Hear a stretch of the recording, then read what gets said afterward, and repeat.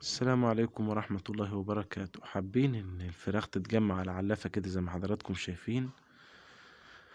عايزين الفراخ تتلم كده على العلافة وتجري وتتصارع والفراخ تتخبط عشان تاكل. فاتح شهية كويس. عندي فاتح شهية لحضراتكم. يا رب ينول إعجاب حضراتكم. إيه ده وإيه الخلطة دي وإيه الوصفة ديت اللي إحنا ماشيين عليها على طول في القناة. ده اللي هقوله لحضراتكم بعد الصلاة على الرسول صلى الله عليه وسلم، وبعد ما حضراتكم تشتركوا معنا في القناة وتعملوا لايك للفيديو عشان يوصل معانا في المقترحات. أول حاجة لازم نعرفها اللي بيخلي الفرخ يكبر معانا العلف الكويس ونظام التربية الكويس والفرشة اللي تحت الفراخ ومكان التربية، دي كلها عوامل خارجية، عوامل المكان. لازم المكان زي ما قلت لحضراتكم يكون جيد التهوية ونظيف خالي من الحشرات زي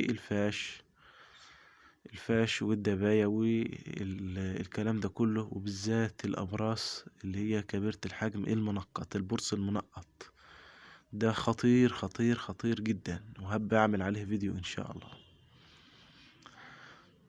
أول حاجة عوامل المكان، تاني حاجة العلف الكويس، فيه عالية الفراخ تاكل منها وفي عالية الفراخ ما تملاش منها الحويصلة. الفراخ لما توصل للعمر ده زي ما حضراتكم شايفين بنأكلها 21% بروتين، 22% اللي هو عمر 15 يوم. بنضيف لها حاجات عشان الكساح، بنضيف لها بودرة كالسيوم وكالسيوم من عند الدكتور البيطري لو حابين، اسمها أملاح معدنية وبودرة كالسيوم على الفيتامينات. ايه بقى اللي بنضيفه عشان يزود الوزن؟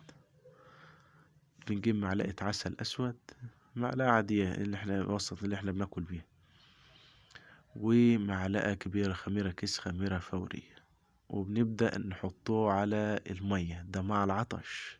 الفراخ تعطش معاك كويس، تاكل الأول وبعدين تعطش وتبقى عايزة تشرب، فتجري على المية عشان ايه؟ يشربوا، يتعاركوا على السقايات، فيبدأ ياخدوا أكبر كمية مفيدة. طبعا العلافة السقاية الكبيرة ال4 لتر نحط عليها معلقتين وكيسين خميرة. السقاية الصغيرة، أنا بتكلم عن السقاية الصغيرة اللي هي ال2 لتر أو اللتر، معلقة وكيس خميرة. والسقاية ال6 لتر و8 لتر معلقتين وكيسين خميرة برضو. أقسم بالله ده اللي أنا كنت ماشي بيه مع طيوري والبط اللي عندي، والحمد لله. إيه، عسل أسود وكيسين خميرة على السقاية، على المية معلقتين من ده ومعلقتين من ده، ونبدأ إن احنا نقلبها كويس كده لحد ما تدوب في المية ونعطش الفراخ كويس. عايزة تضيفي بقى مع العسل الأسود والخميرة إيه، حلبة، تمام، جميلة برضو، مغلي إيه، بذور الحلب ونضيفوه، ممتاز. ونبدأ نحط الفراخ على العطش، هنلاقي الفراخ بتجري على الأكل كده، ده فاتح للشهية ويزود الوزن، بيزود الوزن. في حاجة كمان عشان نمنع الكساح عند الفراخ، ان احنا نضيف الجير على العليقة اللي حضراتكم شايفينها دي، ونحط جير على الأرضية.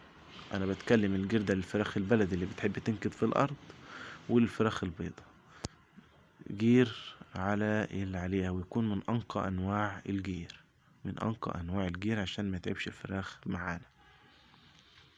ونبدأ نحطوه على العليقة رش بسيط بس، نخلطوه، ممكن نحطوه على شكارة العليقة عندنا اللي احنا بنقلب عليها العلف، ونضيفوه للفراخ. ده كان موضوعنا الفيديو، يا رب تكونوا استفدتوا مني وبنوا بمعلومة صغيرة. أي حد عنده سؤال يسيبه تحت في التعليقات منعا للإطالة. فيديو مدته 4 دقايق، يا رب أكون فيهم يا رب أكون فيهم قدرت إني أفيد حضراتكم. السلام عليكم ورحمة الله وبركاته.